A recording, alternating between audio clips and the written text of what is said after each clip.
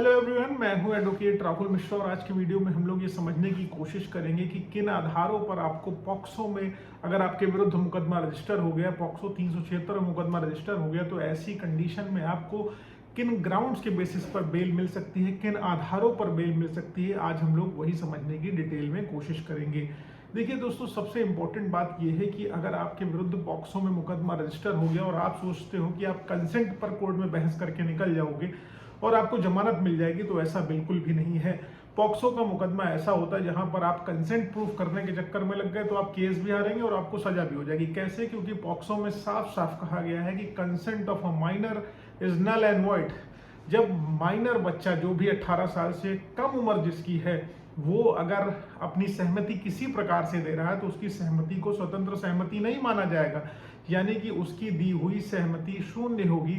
उस सहमति का कोई मतलब नहीं होगा। अगर आप पॉक्सो का मुकदमा सहमति के ग्राउंड पे लड़ने चले गए तो आपको सजा होना फिक्स है, ये चीज़ ध्यान रखिएगा।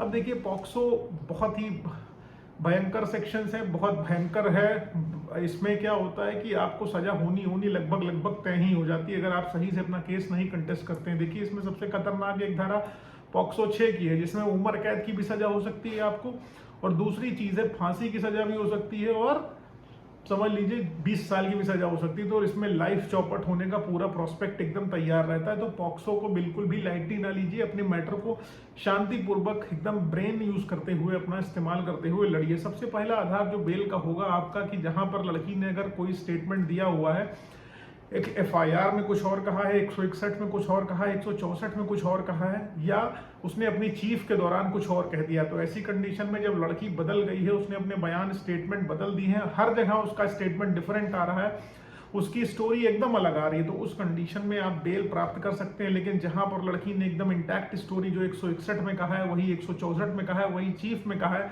तब समस्याएं आपके लिए खड़ी हो सकती हैं। लेकिन जहां पर कॉन्ट्राडिक्शन है, और मेजर कॉन्ट्राडिक्शन है उसकी एफआईआर के वर्जन में, उसके क्रॉस के वर्जन में, उसके चीफ के वर्जन में, उसके 164 के वर्जन में, तो वहां पर आपको बेल मिल जा सकती है। अब कई बार ऐसा होता है कि कई लोग अपनी एज को जो है कम बता देते हैं। उनकी एज हालांकि ज्यादा रहती है, लेकिन अब कई बार कम बता देते हैं। जहां पर लड़की पढ़ी लिखी नहीं है, उसके पास 10th क्लास की मार्कशीट नहीं है, कभी भी स्कूल नहीं गए, तो उसमें पुलिस की मिली भगत से वो लोग उसकी एज कम बता देते हैं। तो ऐसी कंडीशन में आपको एसिफिकेशन टेस्ट कराना चाहिए, जिसको बोन टेस्ट भी कहते हैं, जिससे एज डिटर्मिनेशन आता है। उससे लड़की की एक्चुअल में एज कितनी रही होगी +-1 निकल के चला आता है कि लड़की की एज इतनी हो सकती है। जहां पर लड़की का पास किसी भी प्रकार का एज प्रूफ नहीं है, सब्सटेंसिव पीस नहीं, यानी कि 10th क्लास की मार्कशीट हो या उसके पास एप्रोप्रिएट बर्थ सर्टिफिकेट ना हो, इस तरीके के अगर उसके पास डॉक्यूमेंट्स नहीं है और लड़की ने एज कम बताई और आपको लगता है कि लड़की की एज ज्यादा है, तो उस कंडीशन में आप ओसिफिकेशन टेस्ट करा के उसकी एक्चुअल एज को डिटरमाइन करवा सकते हैं और अपने आप को बेल पर ला सकते हैं। तो पहली कंडीशन में मैंने आपको बता दिया, जहां पर मेजर कॉन्ट्राडिक्शन हो गया 161-64 के बयानों में, और दूसरी कंडीशन ये हो गई कि जहां पर लड़की के पास कोई भी एविडेंसरी डॉक्यूमेंट नहीं है कि वो अपनी एप्रोप्रिएट एज सही से बता सके आपको, तो उस कंडीशन में भी आप क्या कर सकते हैं, उस कंडीशन में भी आप अपनी बेल प्राप्त कर सकते हैं ओसिफिकेशन टेस्ट करा के। अब मैंने फिर कहना है कि कंसेंट के ग्राउंड पर आप पॉक्सो का मुकदमा लड़ने की गलती मत करिएगा, वरना जेल से बाहर कभी नहीं आ पाएंगे, सजा हो जाएगी। जेल में ही बहुत सारे लोगों को सजा हो गई कि एक बार जेल में गए, पॉक्सो का मुकदमा रजिस्टर हुआ, दोबारा उनकी बेल नहीं हुई और वहीं जेल में रहते रहते उनको सजा हो गई, क्योंकि इसमें माना जाता है कि जो लड़की कह रही है वही सब कुछ सही कह रही है, सब कुछ सच कह रही है और आप ही दोषी हो। तीसरी चीज हो गई बर्डन ऑफ प्रूफ। जो सबसे इंपॉर्टेंट चीज है, बर्डन ऑफ प्रूफ, वो आप पर रहता है, यानी कि एक्यूज्ड को दोषी मान लिया जाता है शुरू से, जिसके ऊपर पॉक्सो में मुकदमा रजिस्टर हुआ है। यहाँ पर स्टेट को नहीं प्रूफ करना है कि वो सही है गलत है, आपको प्रूफ करना है कि आप गलत नहीं हो। तो ऐसी कंडीशन में जहां पे लड़की के माता पिता ने एफआईआर लिखवाई है, उनकी गवाही बहुत इंपॉर्टेंट है।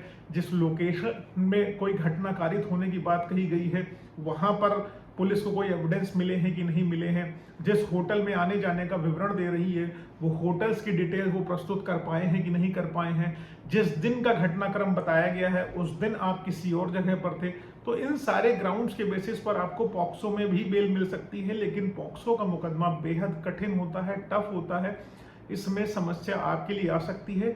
इसलिए अपने वकील साहब पर भरोसा करके मुकदमे को लाइटली ना लें, सही से लड़ें, मजबूती से लड़ें, तभी आपका कुछ होगा। वरना जेल के दरवाजे हमेशा खुले हैं और झूठे मुकदमे लिखाने वालों की तो एकदम जमात फैली हुई है। और आज की डेट में 90% झूठे मुकदमे पॉक्सो के लिखाए जा रहे हैं। जो बड़ी बड़ी मेजर एज अटेन कर चुकी लड़कियां हैं, दूसरों को फंसाने के लिए, पैसे वसूलने के लिए वो लोग मुकदमा लिखाते हैं और दिखाते हैं कि जब वो 16 साल की थी या 15 साल की थी तब से इनके साथ शारीरिक संबंध बनाते हुए चले आ रहे, ताकि 376 2N भी लग जाए, पॉक्सो भी लग जाए और लड़के की गिरफ्तारी सुनिश्चित हो जाए, जिससे वो नेगोशिएशन कर सके, पैसा वसूल सके, कभी बयान बदलने के नाम पे, कभी कंप्लेंट वापस लेने के नाम पे, कभी सेटलमेंट के नाम पे, अलग अलग लेवल्स में अलग अलग तरीकों से उससे वसूली करी जा सके।